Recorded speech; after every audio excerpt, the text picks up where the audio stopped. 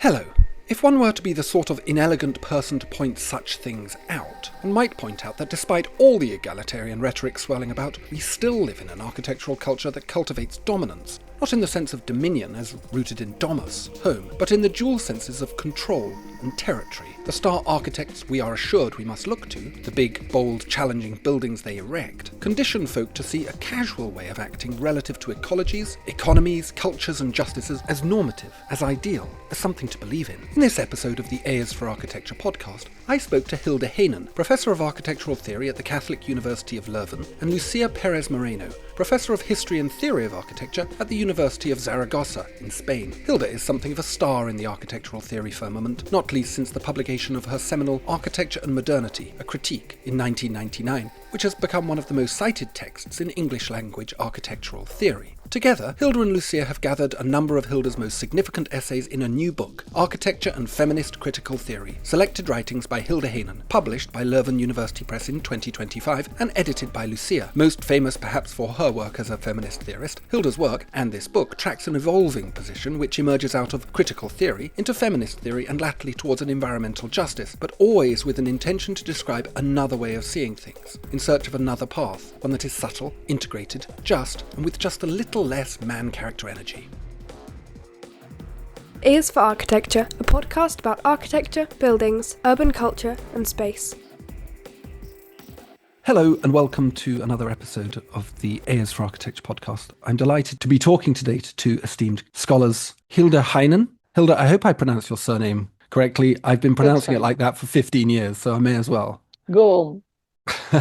And Lucia Pérez-Moreno. Lucia, Hilde, thank you so much for joining me. We're going to be talking about your recent publication, Architecture and Feminist Critical Theory, Selected Writings by Hilde Heynen, which, Lucia, you edited. I'm very interested in this. It's a very large book, 540 pages. So we're going to be dealing with some small parts of that. But before we get to that, Hilde and Lucia, would you be so kind as to introduce yourselves, please? I'm Hilde Heynen. I'm a Professor of Architectural Theory at the University of Leuven. By now, Professor Emerita, which means that I'm officially retired. And I have I've been connected to the Leuven University basically from when I was a student onwards, but then also have been active in many international localities and other universities. But architectural theory is my main field, and my topics are modernity, gender theory, architecture, and how all that intertwines. So did you train as an architect? I did. My training is in engineering architecture, so I am officially civil engineer architect. But I managed to combine these studies with also a degree in philosophy. I have a master in philosophy, which was made very feasible by my university with a special program, etc. And these two combined were a very good starting point for a PhD in architectural theory. But my PhD also officially is one from the Faculty of Engineering Science. Yeah. So what was that trajectory in your master's and into your PhD? What was the particular area of theory? I suppose, why did you start? What triggered the desire to theorize this thing? Yeah, well, my master thesis, my first master thesis, was on postmodernism in architecture. My master thesis for the engineering architecture degree. That was in 81, so you will remember the book of Charles Shanks was 77. And I looked into what is this postmodernism, what is it made up of? And I looked also at that moment at the interconnections with postmodernism in philosophy, which was correlated with post-structuralism. And then I did, a couple of months later, my master thesis for philosophy, building on the same issue, but focusing on postmodernism in philosophy, and then having one chapter about architecture. So they were overlapping thesis. But doing this work on what the hell is postmodernism, where does it come from, of course, exposed me to ideas about modernity. Habermas' project of modernity, Frampton, who was talking about this, the unfinished project of modernity. And that's how, for my doctoral thesis, my doctoral dissertation, the question rather became, how does architecture relate to modernity, and what are the different ways of looking at modernity? Because by then I was convinced we are not in a kind of post-modernity in terms of a chronological sequence of different conditions. We rather are still in modernity, a late phase of modernity, and it's different outlooks on modernity that differentiate modernism and postmodernism. So that was what I was looking at, and then I came across this very interesting fact that modernity and the idea of what it means to be modern was very, very crucial for the modern movement in architecture, of course, but it was also very crucial for the Frankfurt School, critical theory, the cultural theory of the Frankfurt School. And moreover, the people who made up Das Neue Frankfurt, Ernst May and his colleagues, which was a very important element in the modern movement of the 1920s. These people worked and lived and transformed the city of Frankfurt. And of course, the Frankfurt School, the philosophical sociological school of Frankfurt, was also based in Frankfurt in the very same period, but they do quasi not refer to one another. So that kind of made me think, what is happening here? We have a cultural theory about modernity. We have a very important architectural movement that calls itself modern. But seemingly these things do not overlap, intertwine, do not. And I started to do that, to carry out the reflection on this issue, let's say, instead of the people themselves, who back then had failed to do so.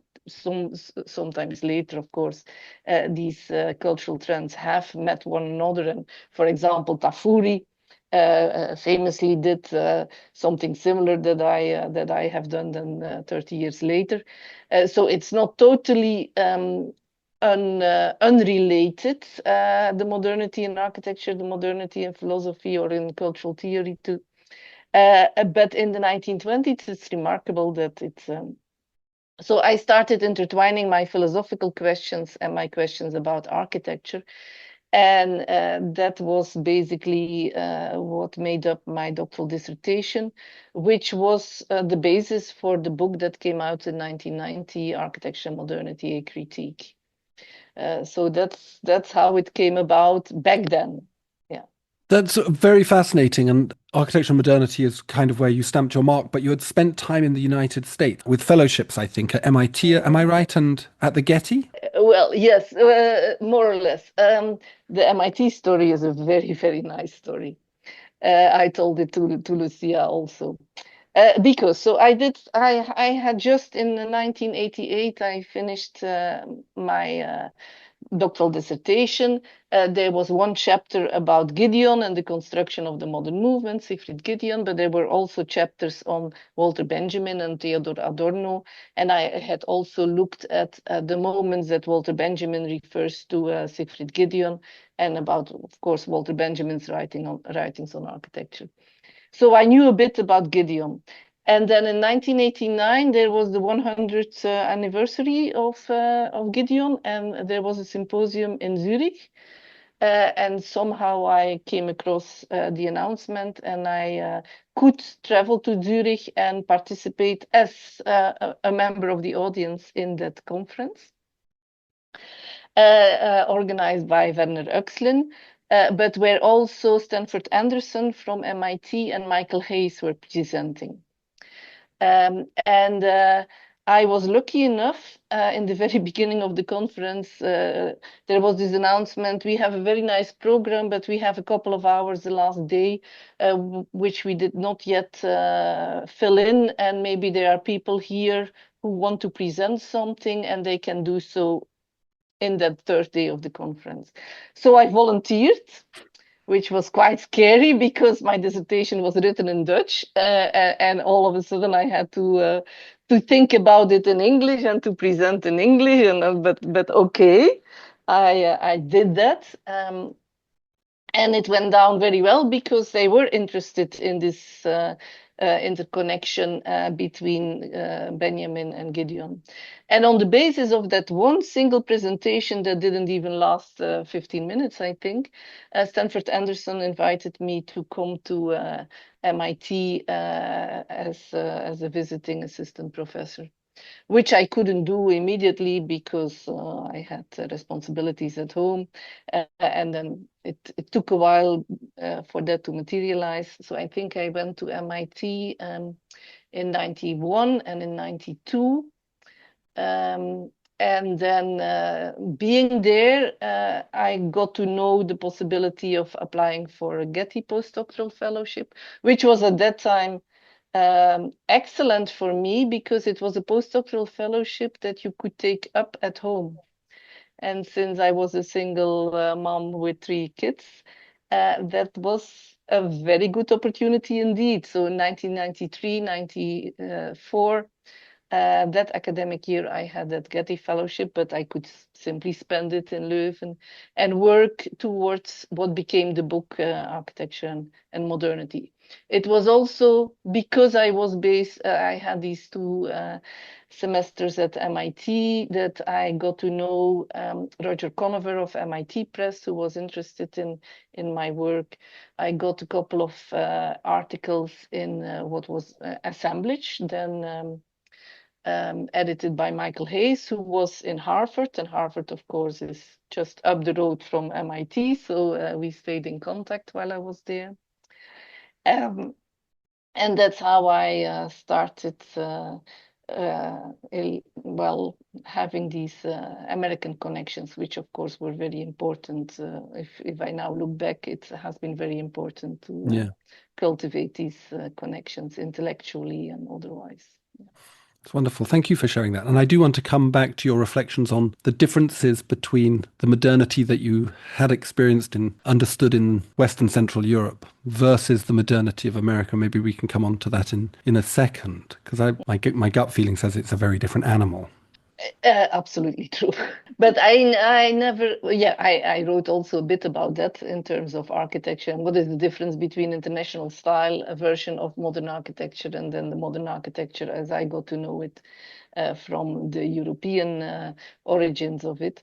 But otherwise, I did not write that much about the difference between America and Europe, but you're absolutely true. It's very, very different. Lucia. Okay. Your turn. Okay. So, I'm Lucia Pérez-Moreno, as you say. I'm also trained as an architect in Pamplona, in the University of Navarra in Spain.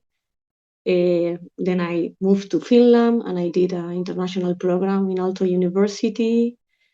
Then I came back to Spain. I worked as an architect for several years, but I didn't like much the practice, so I decided to come back to school, and I moved to Columbia University to New York to study a master, and there I have the opportunity to have very interesting seminars on theory of architecture. I discovered Hilde's book, Architecture and Modernity there. I work with John Ockman, Bernard Sumi, Kenneth Frampton, Mary MacLeod, so a very important moment in New York. It was 2007, 2008, where the theory criticality moment was important still. So somehow that moments were very important for me because as an architect trained in Spain, my knowledge on philosophy was not very high. So during my master studies, there were a lot of terminology I couldn't understand, like post-structuralism, structuralism, I don't know, even modernity.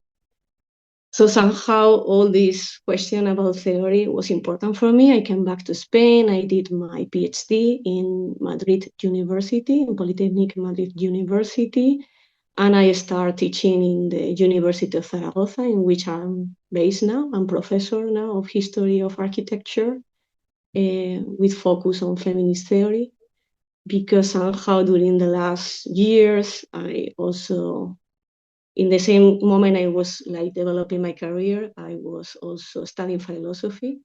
So I'm now also a philosopher somehow. But somehow my interest on understanding theory and the philosophical backgrounds of architecture theory was important. Also because I'm connected with your previous conversation. In Spain, the question of modernity is also complicated, because somehow modern architecture in Spain raised under Franco regime. So the idea of to embrace modern architecture as a kind of, and modernity as an emancipatory process in the case of Spain with Franco regime also somehow was difficult to understand for me what's going on, no? What are the details and the nuances with all this terminology, and what's the role of how Spain somehow fits in all this complex situation of Europe. And so I met Hilde personally in the European Architectural History Network. I joined this association in 2012, I think, at the beginning, because Hilde 2012 was the conference in Brussels. In Brussels, yeah. I went to I the was conference. there. Oh, you Yeah, were? I went. I gave a paper went. there. Oh, great. So I also gave a paper there about CERT and the first house he built in Spain after Franco regime. I remember that. And there I met Hilde in person. And I remember that she did a very nice speech at that moment, talking about women and how women architects were undervalued and so on. So I was like, wow, this woman is super strong. So I was not like Hilde. I didn't say anything to her. But later with the European Architectural History Network, we have several opportunities to meet. I was in Poland, I think, right? In Warsaw, Poland, yeah. in Warsaw. Yeah, and I proposed Zaragoza for a business meeting of this association, so everybody came to Zaragoza. So since that moment, we start like knowing each other a little bit more. And in 2021, I think, during the lockdown, there were in the Spanish government open a call for grants to go abroad of Spain to spend 2 years doing research for young scholars. So I decided to apply and to go to Belgium to work with Hilde. So I won the grant, and I spent 2 years as visiting professor in Leuven University, in Leuven. And one of the things we did was this book. So somehow it was a nice, Yeah, wonderful academic journey, and evidence that conferences can be useful. There you go. Absolutely, yeah. Of course. They can't, yeah. You can meet useful and important people at a conference. Shocker. Yes. That's fantastic. I want to talk about the book and the structure of the book, which is very Yes. elegant and very nicely mapped out. It's what I would expect of architects, by the way. Thank you. Yeah, it's a very architectural way of doing it. That's It true. is, isn't it? It is. It's Yeah. very linear and thematic. Could you talk a little bit about how and why you decided this? Because obviously, Hilde, over the course of your illustrious career, you've written a lot. So Yeah. selecting things must have been quite a problem. Was this just simply an exercise in kind of plotting one path through it, or do you feel like this was the most indicative path, the most illustrative path for the way that you want to communicate your scholarship? I think I shared with Lucia the long list of my writings, and indicated like maybe 30 or 40 pieces that I thought important. And based on that, Lucia came up with what she thought were among these 30 or 40 were the most important ones. And moreover, she kind of started playing around with this kind of thematic organization, which I thought very interesting. And it's based on her proposal and in going back and forth with her that we came up with the final structure and the final selection. First, I think at the beginning, I remember that Hilde sent me a list of 200 papers or something like that. I was like, oh my God. And then I asked her, okay, can you highlight the ones you consider more important? And she highlighted like 60 or something like Oh, that. 60. I thought I was more modest. Yeah. So I said, okay. And then, so somehow with the titles, I think the thematic organization comes first. I mean, the topics that housing and feminist theory. Obviously, I was more interested in the feminist part of her writing, but I think the thematic concept that appears there are the first, the things you can see, yeah, in a more clear way. But then when you go deep in the writings is where you can find the theoretical background that is somehow transversal to all the writings, because the three topics we propose in the book, like mimesis, dwelling, and displacement, which I consider the three concepts that somehow are transversal to Hilde's thinking in all her career. This is something we realize, or at least I realized later while reading, doing like a deep reading of the text. But somehow the thematic organization appears quite, I think, quite nicely and fast somehow. Yeah. Mm-hmm. For me, it was very rewarding to see these things happening because I without Lucia, I would not have thought yet, maybe later, but not yet, of making a kind of volume with my selection of my writings. But doing it now was rewarding. Indeed, seeing how through Lucia's eyes there is a kind of consistency, although there is also a clear development and evolution, of course. But this consistency that you singled out, Lucia, with these three central categories about criticality and mimesis and displacement. This is really or no, it was dwelling first. Criticality was the thing that I highlighted in the coda.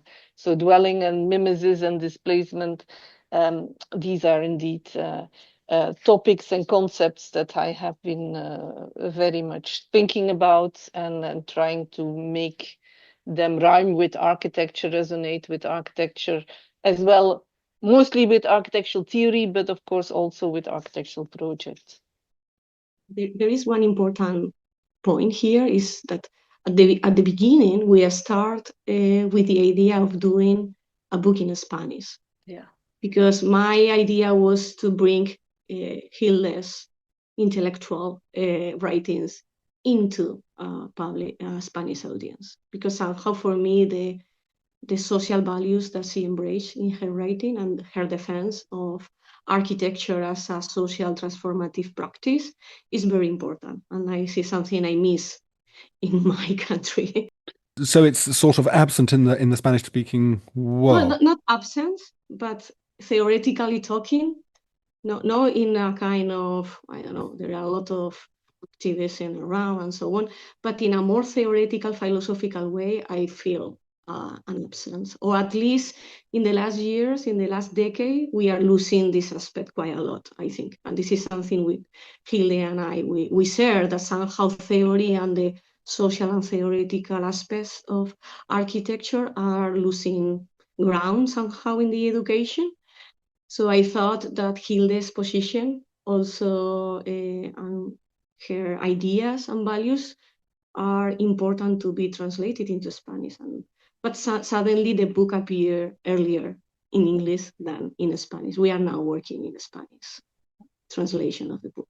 Yeah, it came about that 23 of the 26 texts that we selected existed already in English. I have done myself the translation of the 3 remaining texts that were not yet published in English.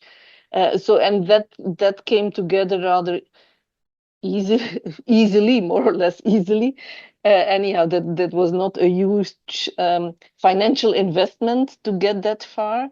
And then we talked to the Leuven University Press, with whom I did also some other books. And there was the opportunity to publish the book in open access, which I very much valued.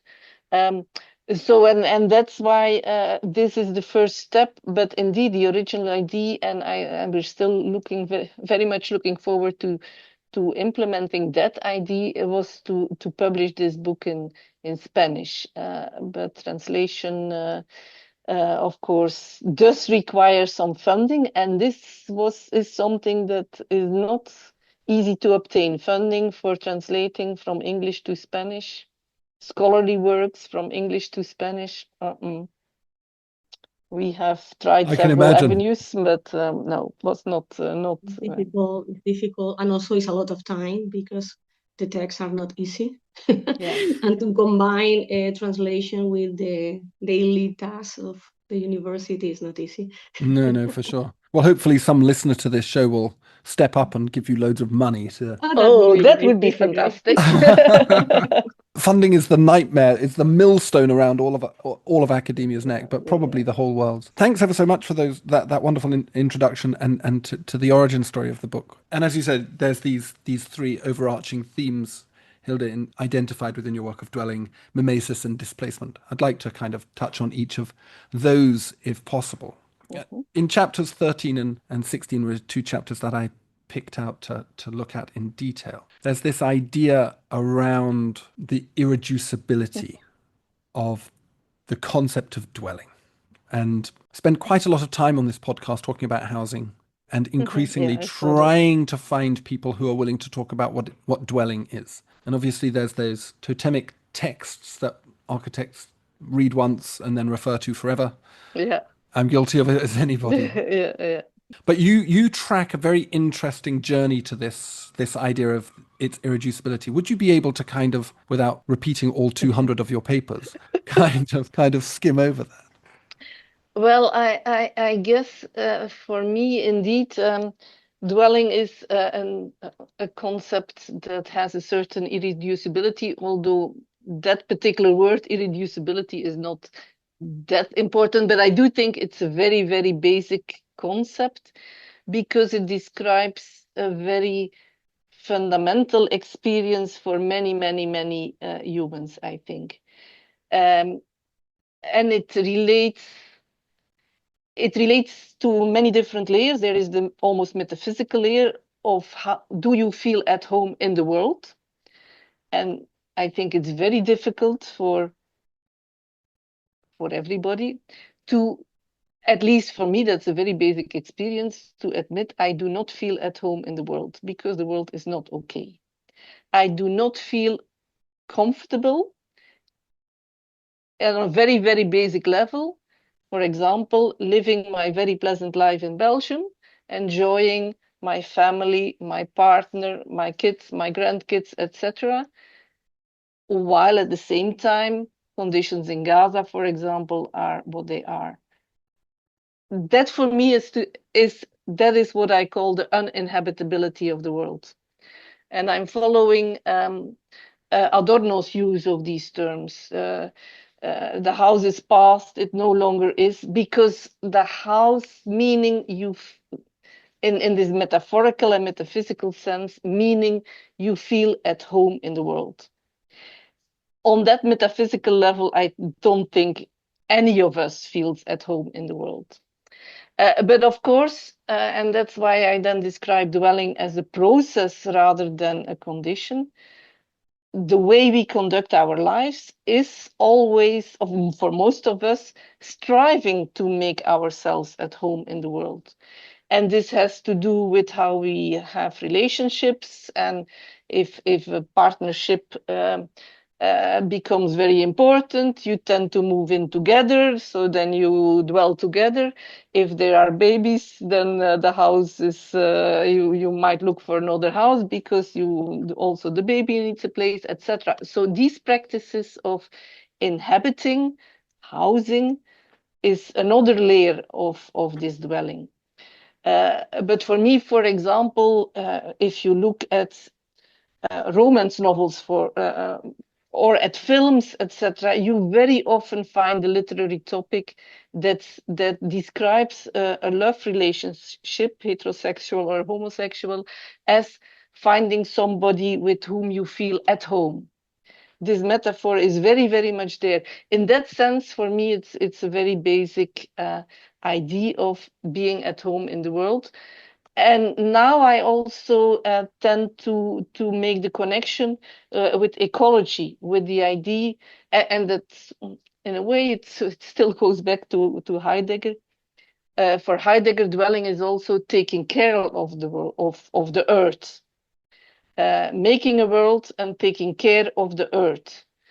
So you can extend that to ecology, that the way we are inhabiting the earth is not taking care of the earth, etc. So for me, this one term of dwelling, this one concept that I tend to, as you hear, to interpret as well in a very philosophical sense as in a more day-to-day sense of, selecting furniture and decorating your home. All these things are part of that concept of dwelling. To me, it has all these different layers and meanings, and of course, architecture plays a role on all these different levels. So that's how I see it. Would you say that a correct philosophy of dwelling is practically an important thing to achieve?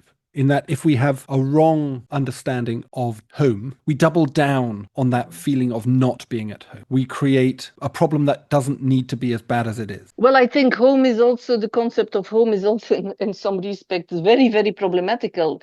And that is also in philosophy, the so-called Heidegger controversy is about that Heidegger's philosophy of dwelling is also aligned with the Nazi philosophy of Blut und Boden, that people attach themselves to a place, and by dwelling in that place, they appropriate that place, but then it's also very exclusionary. Those who are there the longest have the most right to that place. So then it becomes the difference between those who are proper to a place and those who are not. So it's thinking in this way or elaborating Heidegger's thinking in that way can become very exclusionary.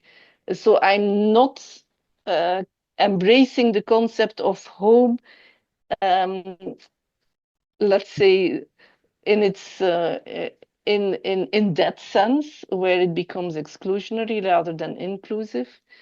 But I do think that also in utopian thinking, like for example in the thinking of Bloch, that you have this idea, utopia is the place where ultimately all of us can be at home. I think that's also a basic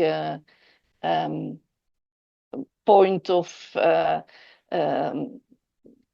how to say, a basic perspective, utopian perspective. But home is not something that is, at least in the metaphysical sense, that is realized here and now. Home can also be very confining. Home can be a prison. For people experience domestic violence, home really is horror. So a home has all these different layers. I do not want to idealize home. Home also has, because of the 19th century bourgeois romanticization of home, it also has a very, very much a link to capitalist logics. It has become a commodity, the house. So all of these things I don't want to ignore. That's also why I do talk about housing and have written some pieces that we classified as political economy of housing, or that Lucia labeled as such. So there are all these different layers, but in that sense, dwelling is for me, inhabiting the home, housing, are very important reference points when we are talking and thinking about architecture, that's for sure. Yeah. Lucia, I mean, in your location, your geography as a Spanish person, has this contestation of the nature of home that Hilde articulates also been apparent in the way that it's conceptualized in Spain? A difficult question to answer. Well, this is why we're here. No, Okay. No, I think somehow the Hilde reflections about dwelling, also the terminology is important because here we will say, no, okay, this is a difficult language issue, right? Because here we talk about habitar or vivir, vivienda, casa. What are the nuances between all these kind of different terminologies? But somehow this idea for me was somehow a discovery, the difference between the right to housing and the right to dwell, which is not the same somehow. So to discover all these or to understand, thanks to Hilde writings, these kind of nuances that provide us tools to think. And that's why philosophy in Hilde's writing is for me important, because she made all these concepts acceptable and easy to understand the logic behind them. So this is why in the book I also talk a lot about how Hilde writings are very pedagogical to me, and they are like social. I call her a kind of social writer, because somehow she makes philosophy understandable, and other authors, they don't do that. So she really does a kind of effort in understand all these nuances. So yeah, I think the situation is becoming, in terms of the right to housing, in Spain we have similar problems than in UK and other countries, where housing is a commodity and is almost impossible for your people to have a house. So this kind of link between housing and capitalism, and how, well, I mean, so for me, the important part is also in a kind of pedagogical way to make our students understand that architects, we need to understand these problems in a more theoretical and philosophical way, because to differentiate between dwelling, housing, inhabiting, all these kind of things presents this kind of controversy, paradigms, dilemmas, nuances that also help us to decide what kind of architects we want to be and what kind of practice we want to have in the future. What is our role in the society? And that's what is important somehow for me. And now with the housing crisis, it's even more important. Even more important. The housing crisis seems to me to kind of correspond to this notion of displacement as well. Yes, of course. Well, I think when we think about displacement, we tend to think about refugees, the displacement of large numbers of people, which of course, due to the rolling diet of Middle Eastern and Eurasian violence, doesn't seem to want to stop. But there's something more closer to home about displacement as well. There's a condition of displacement, which I would quite like to understand. Where does this idea come from in your thinking, Hilde? And what do you see as being its characteristics and origins? Well, it certainly relates also to modernity, because modernity, if you start reading the literature and thinking about that, the project of modernity has to do with a drive for change hopefully for the better. But in that literature, there is always the kind of antagonism ongoing between the drive for change that would bring us to a better future where we will grow, we want to emancipate, and we want to change the world, we want to develop technology in order to change the world, etc. And that's always pitted against the idea of tradition. And tradition is where things stay more or less the same. Now, being at home is more correlated with tradition and things staying more or less the same than with this idea of pushing towards change. The pushing towards change, that of course has more to do with displacement. You go away from where you were, you go to a new place. This in the mythology of modernity, this has a very, very positive connotation. You explore new boundaries.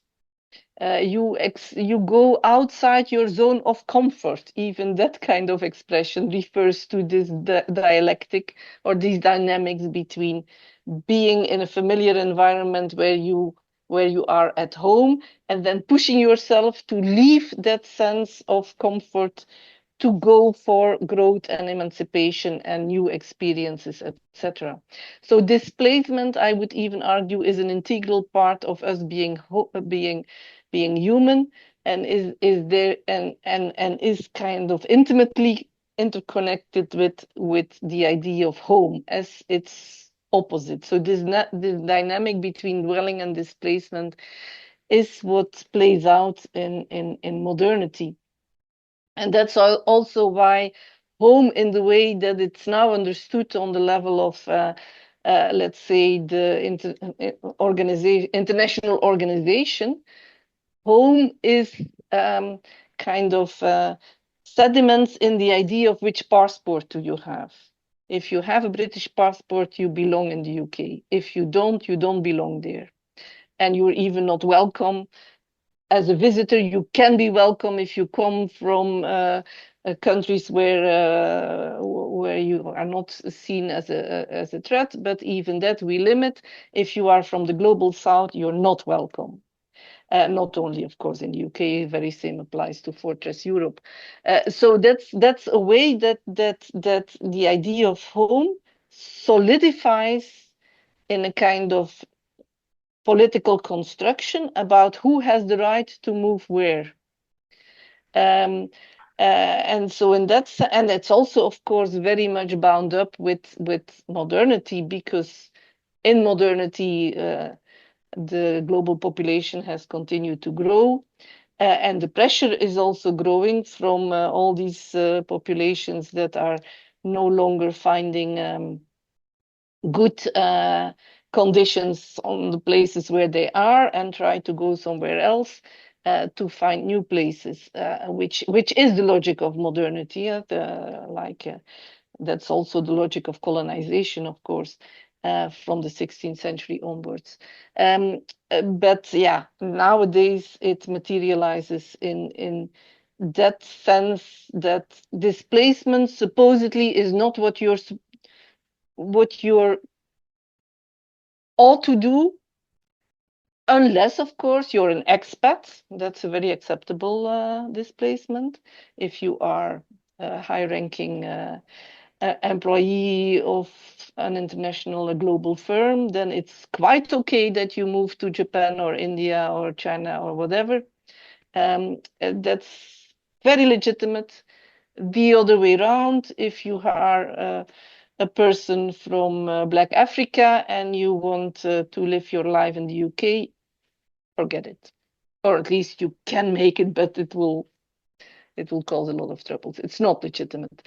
So this is a political construction that is based on these ideas of home, and that causes the condition of displacement to be so problematic, because displacements for people ending up in camps because they are refugees for wars, for example, they end up in the camps and they cannot move from the camps, or they are there in a very quasi-permanent situation because they cannot move further on. There are no countries that will welcome them, or only in a very, very limited sense.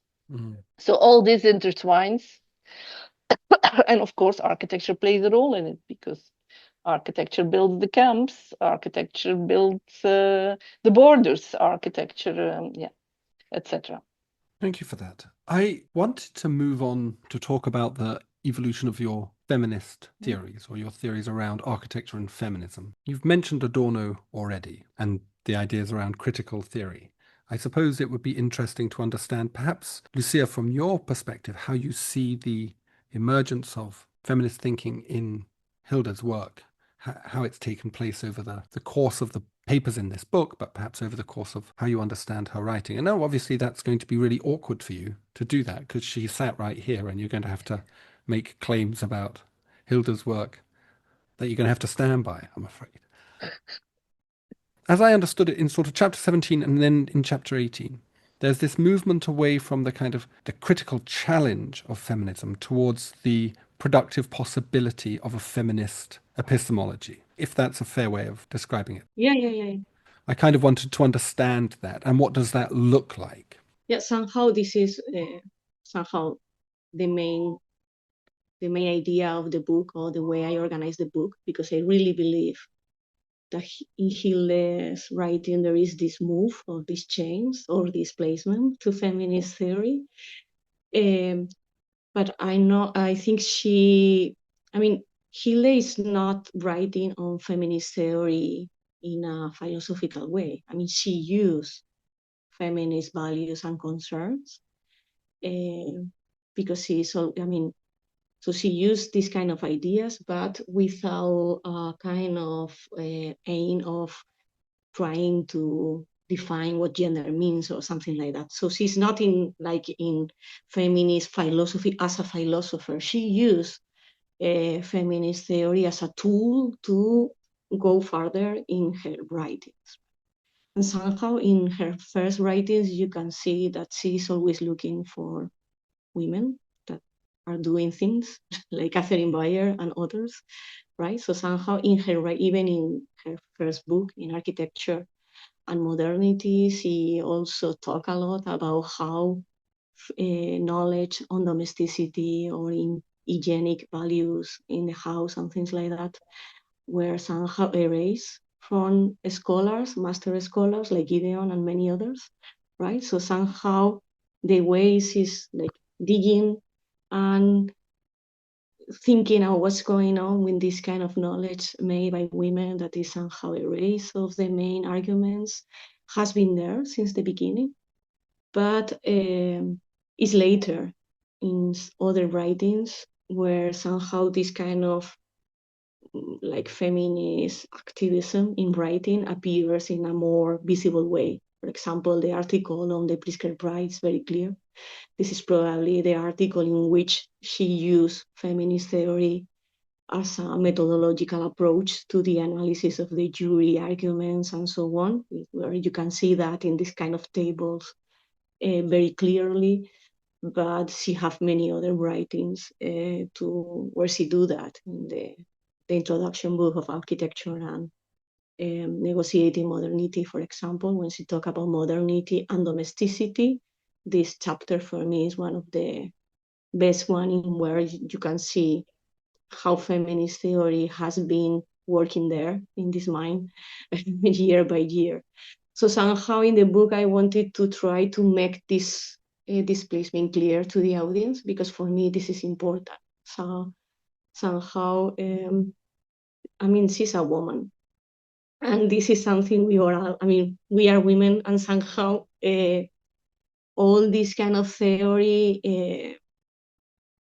is important for us because they give us a lot of tools to understand what's going on with our careers, what's going on with the value of our work, why some discourses that we consider relevant are not relevant for the dominant aspects of the profession. So somehow feminist theory provide us a lot of answers and also a lot of tools, right, to understand better the discipline and why some ways of practicing are considered relevant and why others are not, things like that, right? But it's been there since the beginning of the modern movement. I always like to criticize modernism because I think it gets to rest on its laurels a bit too much. But particularly the removal in the story of the birth of modernism or the genesis of modernism, of the agency of women within that process. Am I right in thinking that that removal operates through a process of sort of reifying certain forms of action that become then established as the metrics by which you measure agency in that process? So are you the head of a large architecture practice is much more important than something that might be more normative to women at that time who weren't heads of large architecture practices. Is that how I'm supposed to understand it? Yeah, absolutely. But I think architecture shares that with other arts, the visual arts, with literature, with so many domains that write their own history in terms of what the men, to be very blunt about it, what men do is always more important than what women do. So the standards, the norms according to which works are seen as important, yes or no, they are kind of tuned in with what men do in a profession. And that is true for many, many, many different fields. In the visual arts, it's, for example, very much more important to paint a painting that ends up in the museum, and it ends up in the museum very, very, very more easily than, for example, embroidery. So you have this kind of differentiation between, although it can be, I think, as creative, as important, as much play a role in the beautification of daily life, etc., to do embroidery rather than to paint. But you have this kind of differentiation in value, that embroidery is seen not as an art but as a craft. Embroidery is something that women do, and therefore per definition not so important. So these mechanics and feminist theoreticians have, of course, namely Griselda Pollock, to name just one, have been analyzing these dynamics already since since 50 years. But if you read their work and then look at architecture, you see the very same things happening. Very, very similar.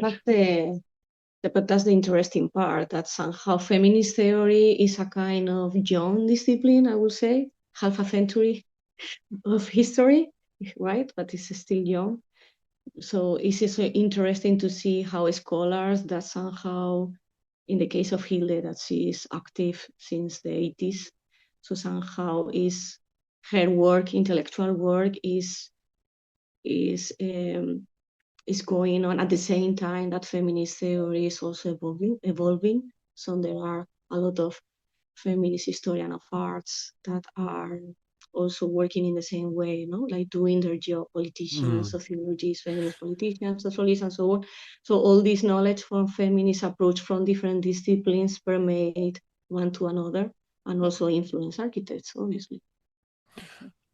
To come to this idea, though, as I read it, there is a general critique of the domestic, particularly the bourgeois idea of the domestic, as a control mechanism, to put it simply, on women. And yet at the same time, that would strike me as being a mechanism for placement. And so deconstructing the domestic or deconstructing dwelling would operate as a process of displacement.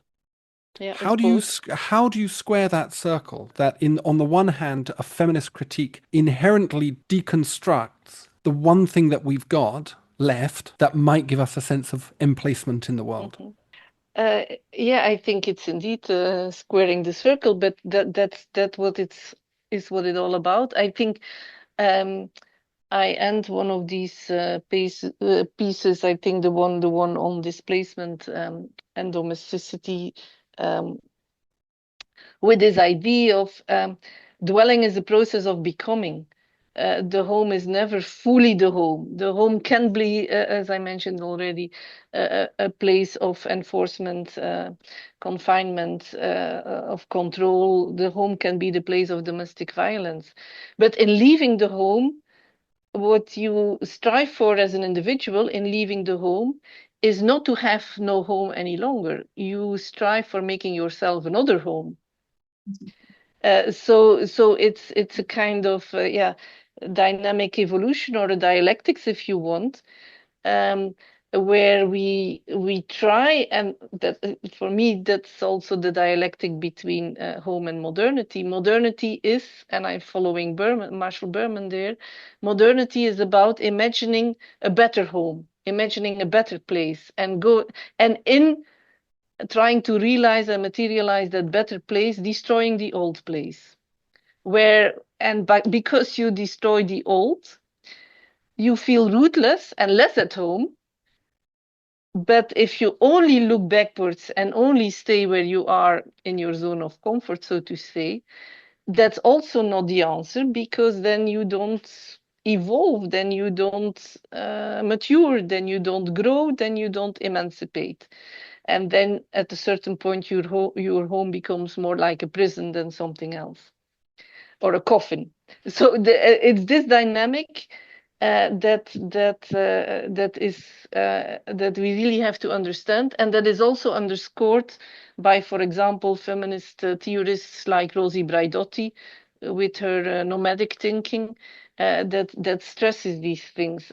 For me, this nomadism, I always bring it back to thinking about the home and making oneself a new home, etc.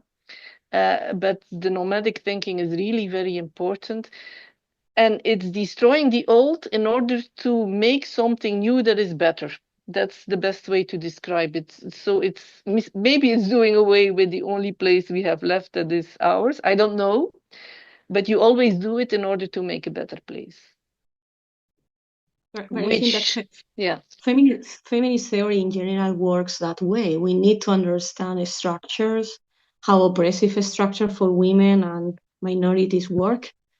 No? And feminist theory give us tools to understand how these structures of oppression interlock one with the other, how they operate, and only by understanding this structure is the only way to dismantle these structures and to build something new, no? Like Hilde said, no? That really is where we can feel better and where these oppressions are not there anymore. So somehow feminist theory provide a lot of tools, theoretical tools to understand that and to build.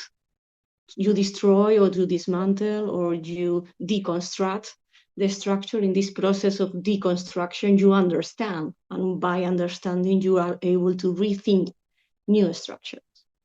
It's really fascinating though, isn't it? Because it seems to me to be stripping us away, like making us naked. It makes us naked. And it takes away the guardrails and the protections that stop us having to think. And as both of you were talking, I was thinking it requires a huge amount of self-motivation. It depends entirely, I think, on a very exquisite notion of free will. Of course, because free will is not for everyone. Of the individual as a moral agent, capable of determining their own pathway, all things being equal, given the kind of agency that people in Western Europe would have. You need to be careful with this idea of free will as a completely individual thing, because in feminist theory, the collective is crucial. So it's about free will, but for feminist theory in general, the collective and the solidity and working together with other women, support other women, is about free will, but it's never a completely individual concept. That's an important point. Yeah. This is a very important point. Because otherwise we move to a very pragmatic understanding of free will as a kind of capitalist individual, neoliberal approach, and it's not. In feminist theory, at least as we understand feminist theory, and as we believe in feminist theory, this free will is always collective, is women's collective. Yeah, and also I wanted to add that the idea of caring and taking care of things and children and people who are ill, etc., is also very much part of it. No. So I think we as feminists, we want to do away with structures of oppression, as Lucia mentioned. But we do not necessarily want to do away with structures of caring, and caring. It has to do, preferably you care for others out of your free will, but it does not start from the understanding of an individual as a totally autonomous single entity. An individual is never a singleton. An individual is always part of a web of caring relationships. Mm-hmm. And in that sense, I think feminist theory does not subscribe to this kind of idea of the completely autonomous individual who exercises their free will above all else. So how does this then inflect architectural practice and education? And this comes to the coda at the end. And we're in the last furlong now, so you can start to relax. How does this inflect architectural practice? What would it mean to have a relational, caring, feminist, environmentally integrated way of thinking about architecture? And I use that word thinking because as you mentioned at the beginning, there is a critical move against thinking in architecture. You can call it theorizing, but I think fundamentally it's against thinking. It's the ascent of numbers, of quantitative things, and of this idea that universities have nothing to offer the world, that we're fundamentally terrible succubus. So how does this unpack? What does this look like in real life? Who has done this in a way that might help us understand your philosophical body of work? I think it can mean many different things. Lucia can talk about gender planning and how this affects the cities, for example. But I also think that that in architectural education, it's very important, and in my university we have continued teaching architectural theory and history in more or less the same way as we did 20 years ago. I mean, in terms of the amount of hours, and we never did away with the courses in architectural theory.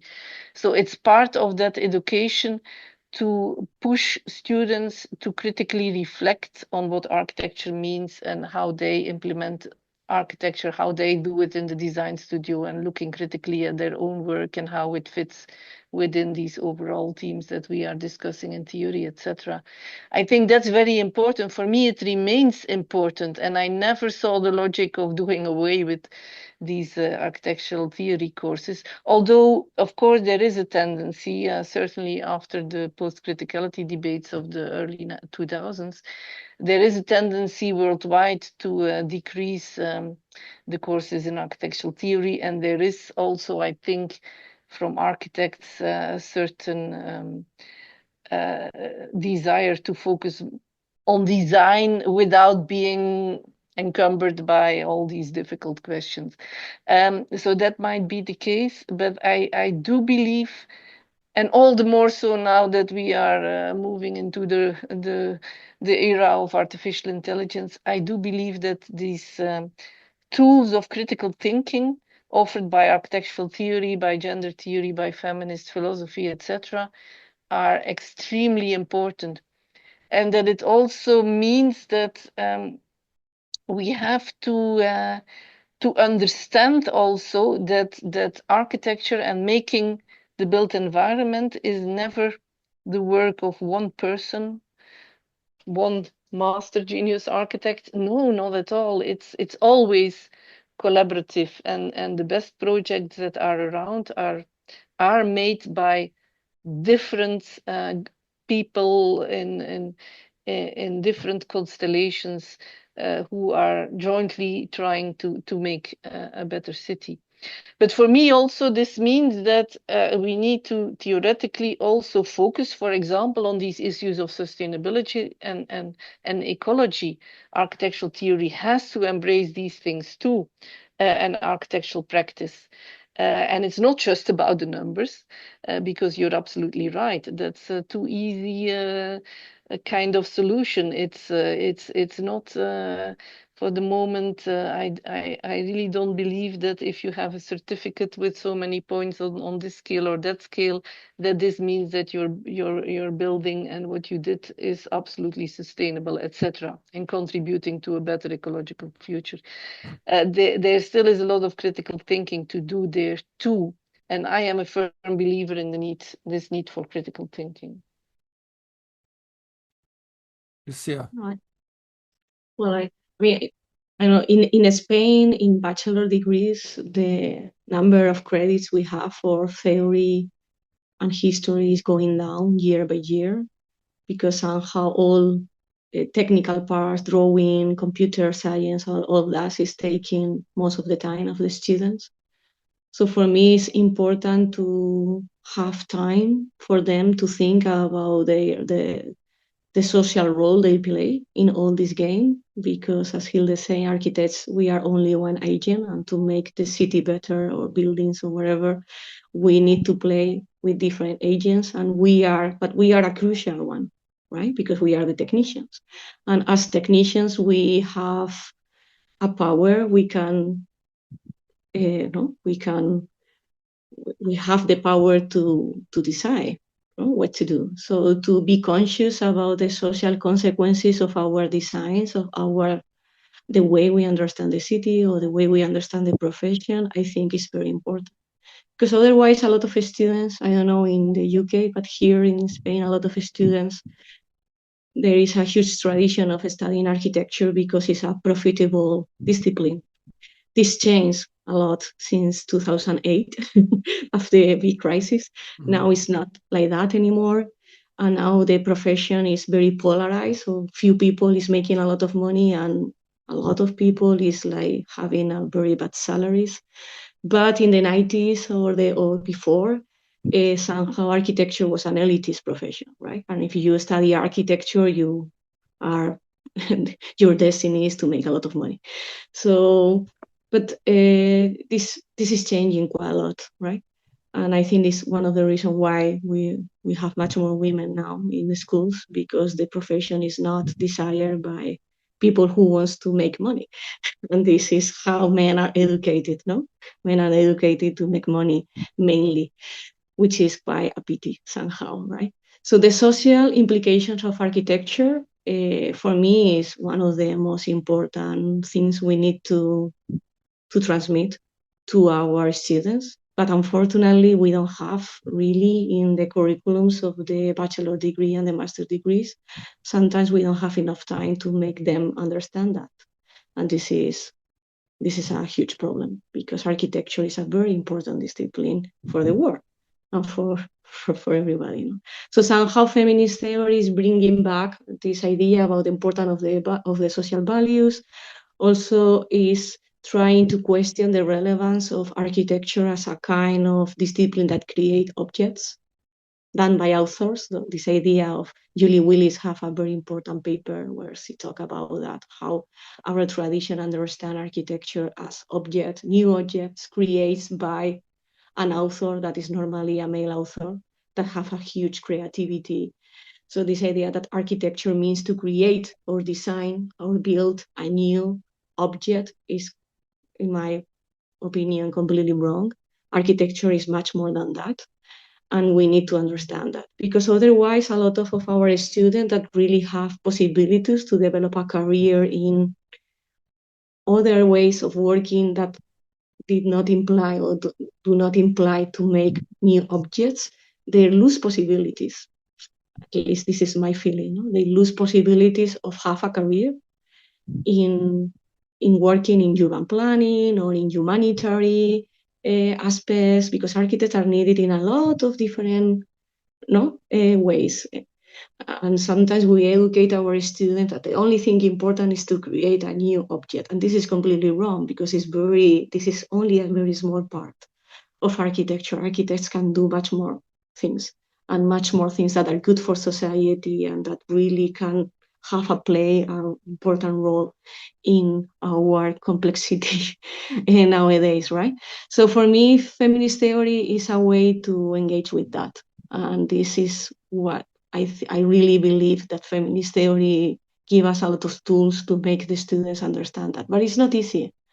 It's not easy, because we need feminist terminology to do that. We need feminist critical theory to do that. And sometimes the feminist femininity is not really well received by scholars. And this is also very problematic. Why we need to change terms, why we cannot use feminist theory as a proper theory, like Marxist theory, phenomenology, whatever. So something is there in the terminology that makes feminist theory still unpermeable to the whole men and women scholars in general. This is probably another question. It certainly is another question, but that's a wonderful point to finish on. Thank you ever so much. Hilde, thank you very much. Lucia, it's been wonderful to hear you talk. Thank you. Thank you very much. No coward soul is mine, no trembler in the world's storm-troubled sphere. I see heaven's glories shine, and faith shines equal, arming me from fear. A little Emily Bronte there, with the first bit of her lovely No Coward Soul is Mine from 1846. Hear, hear, say I. Thank you to Lucia and Hilde for the generous and mellifluous conversation. Mind officially blown. See the podcast description for links to them both at work and on social media, and to the book and their research centres. And thanks for listening.